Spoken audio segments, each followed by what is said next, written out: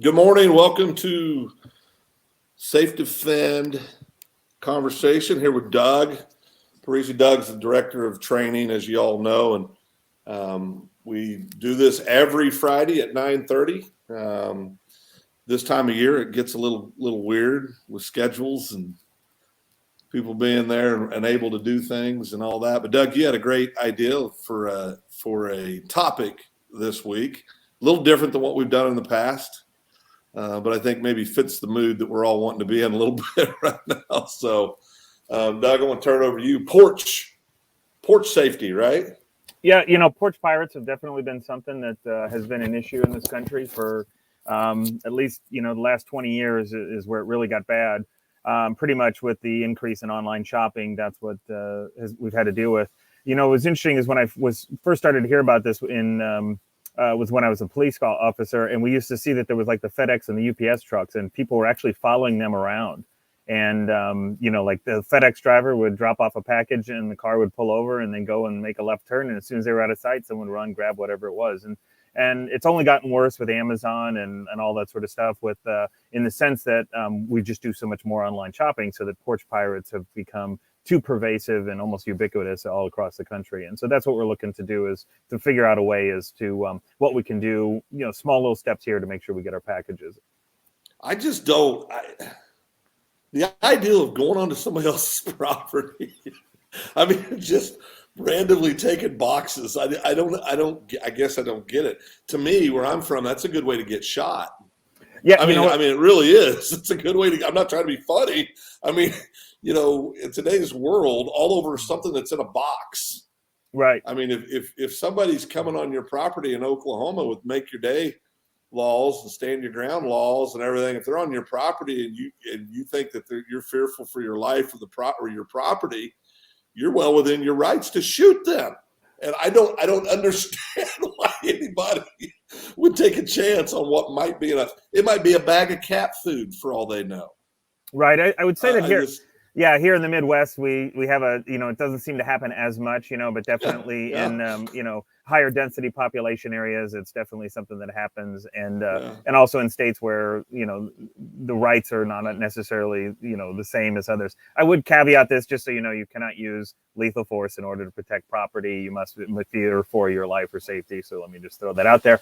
But you are right. Well, I will throw this out there. There are people in the state of Oklahoma that will shoot you if you come on their property and try to steal something.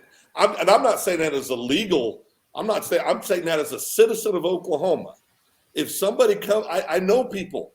If there is somebody on their property to steal something, they will shoot them. They don't care what the law says. If you're on their property, they will shoot you. So just don't go. Yeah. So but I would tell you also, I don't think Oklahoma is where we actually have these huge issues. Because they will shoot you. That's exactly That's why.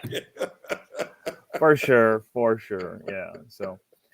No, but it is a prevailing thing. I've seen a lot of stuff like a lot of us have online where you'll see people that like wire up their boxes, or they'll especially with Ring, like we've got that Ring security system at our house, and it is pretty cool where you can talk to people and you see somebody come up on your porch, you can say, "Hey, what are you doing?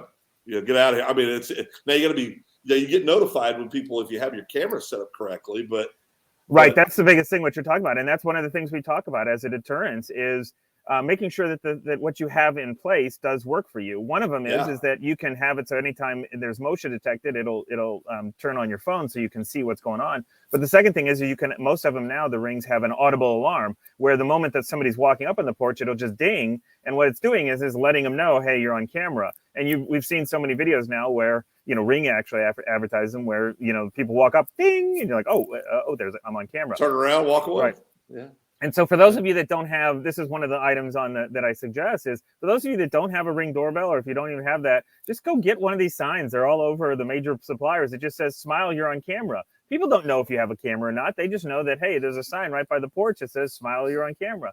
And so that's one of the biggest things you can do to be proactive is to make people feel that, hey, they're being monitored. And that's what I strongly encourage. I think the signs are under $8. You just go, it just sticks right there in the yard. And the next thing you know, have a nice little yellow smiley face guy up there. And that's a great deterrent for anybody that wants to do any damage on your property, or even come on your property. And to Oklahoma, you just put the old, home protected by Smith & Wesson, or, whatever your choice of Beretta, Glock, whatever you want to name, Oklahoma, those Texas, signs too. Kansas, Missouri, Arkansas. Yeah, I could rattle off a lot of states that works. Right. You bring up the deal about cameras. My wife, as you know, has been a school teacher for years. Actually, today is her last day. She's retiring that semester, so today is her last day as a teacher. But anyway, years ago, my wife's a special education teacher, and this is when she was in a classroom, and her school didn't have a lot of money. Like a lot of schools don't have a lot of money. But as a deterrent, we got the old like home cameras, and went and installed them in the classroom, and had some fake cables running down going to nowhere. And my wife just told all the kids came to class that they were on camera, and behavior went through the roof, improvement overnight.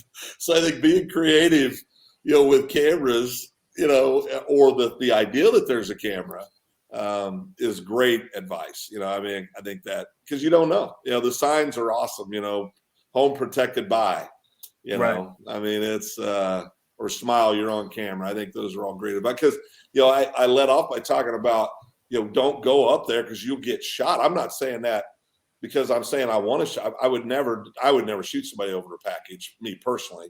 But my point being is, there are people in the world that if you come on their property to steal something, if you're listening to me and you're inclined to go do this, there are people that will shoot you. Please don't do that. Don't take that chance. That's all I was saying by that. Perfect. I totally get it. I do.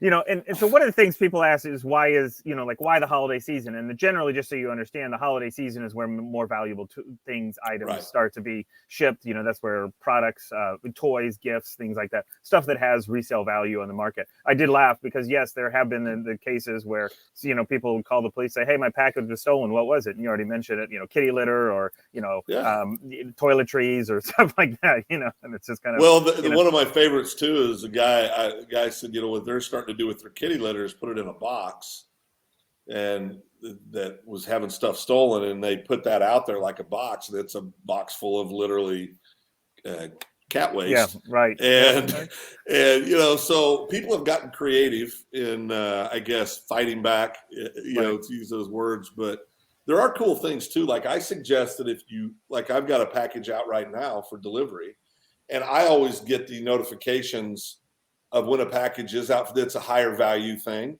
If I can get a notification of when it's out for delivery, it's scheduled to be delivered. You can do things as a homeowner too, I think, to lessen the chance of being a victim of theft. True, things like that. Exactly. That's one of the best things. Understand that, we're kind of used to the fact that certain delivery companies, they'll ring your doorbells. Other delivery companies don't. And it's their company policy not to, because if you want to be notified, they say put on notifications and we'll let you know. I had something yesterday that was there, and I got a notification when it arrived and when they were done. And so that's exactly right, is turning on that notification so that when things are coming. That's the stuff. This is the kind of the stuff that that I just want people to start to understand is that you just need to be more proactive with the way that these packages get delivered, in the sense of they understand the threat that happens when these packages are left behind. So it's like, can you take steps to avoid that? A lot of the stuff, and this is harder in apartments and townhomes and things like that, but one of the things to think about is don't always have things delivered to your front door. If you have a backyard, if you have a side yard, have things put over there somewhere else. A lot of times people have like a garage door over on the side. And so if you have the notifications and it's there, then when you get home from work that day, you're going to remember that. The other thing too is that, let's just say you even have a bush or some, shrubbery that's near the front porch. Just ask, in the delivery instructions, just type in, please put package behind the bush. And so that way it's just out of sight from that person that might be just driving down the road, scanning left and right, looking for porches that have packages on them. And so those are some simple things that you can do, is to just make sure it's out of sight there. You can have it sent to the back door. Now, if you have a dog, please make sure the dog's not out at the time, but you can just say, please drop it off on the back door, the back porch, screened in porch. They'll put it wherever you ask them to put it, as long as you type it into those delivery instructions. Well, and I think too, one thing that is interesting is for some folks, if you live on a farm, or if you're in a, your home's in a rural setting, those are some of the biggest targets for theft because there's not as many people around. But what I've also noticed, if you live, I've got a good friend that you go about an eighth of a mile down a driveway through a gate. If there's not somebody there, there's a couple delivery services just leave it right there by the gate out by the road. Right. And so that's like a big neon sign, please steal me. Right. So. Those are the people that it's, like, for depending on how you want to address it. But, that's when you go invest in one of these little lock boxes. They make lock boxes you can put on your porch that look like a bench, and there's just a code. You tell them what the code is. You can change the code frequently. But if you live out in the country, understand there are people that know that what a delivery truck looks like, and they're going to, hey, let's just follow it a quarter mile down the road. And when he stops, we'll just stop too. And the next thing you know, when they drive off, we're going to steal whatever that is. But if you have a lockbox, just something that's there, and it's got a combination code on it, you give that combination to the delivery driver. They'll show up, they'll unlock it, they'll throw it in that into the box for you, and they'll lock it right back up. And that, what we're looking for you to do is to just be proactive, so that you get your stuff and you aren't dealt with, having to deal with the hassle of, one, notifying the police, but two, trying to contact the company and get something redelivered. A lot of times they will redeliver it as long as the value of it is lower. One of the things I can tell you too, though, is, let's say you do order an expensive item and you just have that put on the front porch. They might question you, but if you've taken the active steps to say, put it on the back porch or put it in the lockbox, and something still happens, almost every time, regardless of the value of it, because you've taken those proactive steps to avoid the theft, they will go ahead and just sort of resend that out to you. And so what we're really looking to do is make sure the inconvenience is not something that you give yourself during the holidays. Yeah, and I think, it's just, it looks different than it used to. There's always been theft around the holiday season, unfortunately. But there's more opportunity now, as you said. I mean, I don't know if there's such a thing as a frequent delivery award system, but if there is, my bride is platinum. And so every day I come home, it seems like there's 3 or 4 things. It's not just all of this, so many people order online now for everything. So there's just so much more opportunity. Do you see now where we live in a cul-de-sac area, kind of out by a lake, right? And it's a cul-de-sac, and we've got 3 or 4 real active neighbors that pay attention to everything. Am I doing a good job being tactful? Yeah. So, but I love them, but they're the ones that do the neighborhood newsletter, and they make sure everybody knows that everybody who has storm shelters, and everybody who has, all these, that they're very involved to keep the neighborhood, which is wonderful. Right. We have 0 porch piracy problems here because they can't penetrate the wall, the wall that is our neighborhood watch, it seems like. And and everybody hears, I think everybody in our neighborhood has security systems, or they have different, it's just a very well lit, it's just a lot of things that would make somebody not want to target our neighborhood, if that makes strong sense. Deterrence. Yes. Strong deterrence. There's signs everywhere about the things you've talked about, the security systems, cameras. There's a sign about our neighborhood watch that's very prevalent. So all those kind of things, I think, add up, and it goes back to deterrent. We didn't talk about this, Doug, but I want to bring this up, and I know you're aware of this. I was having lunch with the school superintendent 2 days ago. It's just a buddy of mine, and he was telling me about this TikTok thing. There's something on social media going around today. Right now, today. Going on today. Yeah, yep. Violence, to do violence in schools, right? Correct. Okay, first of all, how can we catch these morons and put them in jail that start these things, or is that a crime? It's definitely a crime, depending on how it is. Terroristic threat is what it really comes down to. The biggest issue is that since, the Oxford shooting is where we really saw it, where, we're kind of getting off, and I'm totally fine with this, but sorry about that. I just thought totally about good. that. The biggest thing is the way the schools react, because this is the whole bomb hoax threat that we all went through in the 80s, where kids realize, hey, if you're at college and you're going to, fail your test, or if you're going to miss your plane, or if you just don't want to go to school that day, then you call these things in. So the way we respond to these is what's most important. The answer is not to cancel school. The answer is not to give them sort of what they want, the notoriety that they need. Hey, all you need to do is make a threat. The answer is to harden up the school in that day. Say, hey, guess what? No propped open doors today. Doors are going to be locked. We're going to make sure that teachers step out in the hallways before we switch classes. We're going to have law enforcement present that day. So we're going to literally show you that not only you're not going to get the desired outcome, it's actually going to be more of a hindrance for you, and the day is going to be less enjoyable, because we're going to make sure that kids are safe. And so then that's what we start to look at. That the response there should be, all right, let's harden the door. And now guess what? Everybody in the school has to walk past this front door. No longer we're going to have the bus loading and the employee loading and the student loading. Everybody's got to come through the front door, and we're going to have an officer there that day. Those are the type of things that happen, that you create a sort of environment that says, this sucks. This is not what we want to be doing, but you have to take the threat seriously. And so that's what we need to look to do in those situations. Not say, oh my gosh, somebody's going to someone's going to shoot up the school because they said it on TikTok. How do you catch these people? It's very difficult. What's interesting is a lot of the kids that do the hoaxes, they end up using accounts that can easily be tracked to them. The people that start the idea and post it out there, those are the trolls that know how to cover their tracks and stuff like that. So what they're getting is these unwitting victims, where kids that aren't thinking it through, or not understanding, hey, I just made a terroristic threat. I've literally been a dumb kid. Yeah. And so those are the ones that get caught. Yeah, and I didn't mean to put it on a rabbit trail, but it just popped in my mind about that, and I thought that was interesting, because we had talked about this a couple of weeks ago, with what used to, kind of how to approach these things. But what else would you talk about as far as safety and around the Christmas time? Can you get any other tips or you just mentioned hacks you'd share? Right. So you mentioned something that's really important, and that is the whole neighborhood watch thing. On the package thing, if you know somebody's going to be home and you're having something valuable delivered, and you have that retired neighbor or somebody, it might cost you a plate of cookies, but say, hey, can you accept a delivery? Some of the other stuff to do for the valuable stuff is schedule the delivery.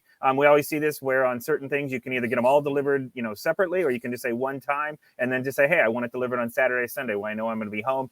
Have it delivered to work if your work allows that. And the other thing too is if you live in an apartment complex, a townhomes or something with some sort of manager's office or something like that, you can use that. And then finally, the easiest one is that you just go to that, have it delivered to like one of these mailbox companies that have the PO boxes. They accept deliveries all the time. Usually cost you a couple bucks, $3 or $4 or $5, but it might be worth it in order to make sure that it's delivered at that time. So those are the big things there. When it comes to vacation safety, this is stuff where people aren't paying attention, in that if you have a neighborhood watch, if you have one that's as active as you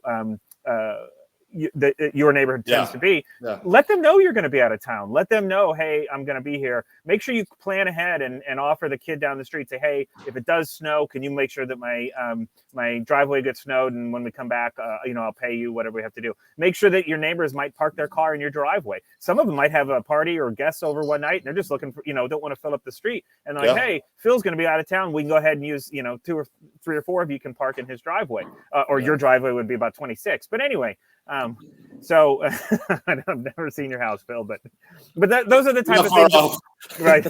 Those are the things we're not doing, is letting people know. And then one of the huge things that people don't do when they're traveling is they are way too dependent on internet connectivity, Wi-Fi, and their electronic devices. You absolutely, if you're going to travel somewhere, especially if you're going to multiple locations, make sure you type out all your confirmation numbers, the addresses, the contact information for phone numbers, your reservation numbers. Everything should just be on 1 or 2 pieces of paper. Everybody you're traveling with, just give them a copy and say, hey, just put this in your suitcase somewhere. But the last thing you need to do is to have some horrific situation happen where you lose your phone or your wallet gets taken or something, and you don't have any information that you need. And so if you have that all printed on a piece of paper, that is something that people need to start doing. We're way too dependent on electronics for that sort of stuff, saying, oh, I got all the confirmation numbers right here on my phone. What happens when you Yeah. lose it? What happens when the batteries are dead and stuff like that? And then the Yeah, other thing too is give that also to somebody that's staying in town, especially relatives and stuff like that, so they can contact you in an emergency. So this is one time when being an old guy pays off for me, because I get ridiculed for always printing things off or writing things down by my kids. Well, pops, it's it's electronic. I mean, you got it right. Yeah, okay, I get it, but I like having it where I can pull it out and I can see it and know. So that's good. So this will make me. I win this one. I win this one with my Yes, kid. hands down, you do that one. Yeah. Total accident, but I win it. So it's good. Right. Well, any final thoughts on safety for the holiday season or anything else you want to share? The biggest thing is planning ahead and just making sure that you're not trying to get those last minute packages delivered and expect them to be there without you being proactive about that. Yeah. That's the biggest thing. I know that Christmas is, a week away. And so we're sitting here looking at it saying, hey, how much stuff am I actually going to have delivered? But understand, if you're leaving town, make sure that your house is secure. Make sure that somebody has access to your house so they can check on it for you in an emergency. And then if you don't already, it is so important that you have one of these home security systems that notify you on your phone of anything that's going on, and make sure that you have a neighbor. Find out which one of your neighbors is going to be there, that if you have an emergency that they can respond. Last thing I need to do is to say, hey, Phil, can you go check on my house? Like, nope, I'm in Colorado with my kids. Right. So ahead of time, I'd love to. Yeah. Yeah, I do it for you, but I'm not. Yeah. And then the final thing that people sometimes need to do is that if you're going to be gone for a long period of time, there's something that most police departments across the country do that's called an occasional watch. And what you do is you just call up dispatch and you say, hey, we're going to be out of town on these dates. Can you have an officer swing by and drive by the house on certain dates? And what they're going to do is that officer, when he has an opportunity, sometimes it's going to be 2:00 in the morning, sometimes it's going to be 2:00 in the afternoon, and they're going to drive by the house. They'll probably pull in and they'll kind of walk around, make sure that everything's still secure and nothing's happened in the house. It doesn't cost anything, and it's a service that they do. And then they document the times. One of the reasons it's so great is that if anything does happen to your house, and you say you're gone for a week and a half, so that means a 10-day period where something could have happened to your house, but the police all of a sudden say, nope, we were there Friday and nothing happened, and then Saturday when we showed up, that was it. So we know it was this 12-hour time period. Yeah. Now we go and start talking to your neighbors, say, hey, do you have a Ring doorbell that saw what cars drove down the street this day and stuff like that? So that's why it's so important we do those sort of things. That's awesome. Well, Doug, we appreciate you very much. I know that the topics when we talk about, hey, well, what do we want to talk about this week? You can tell you've spent your life in law enforcement and helping others protect themselves and their property, because you come up with things that I would never think of. So I really appreciate that, and want to wish you a happy weekend. Have a great time. I know a lot of people are celebrating a few days early with some of the families. So if you're doing that, brother, have a great weekend, and we'll talk to you next week. Certainly. Merry Christmas to you and everybody out there, and understand it's going to be a much better 2022. So no doubt about that. Thank you, brother. Enjoy. Thanks, bud.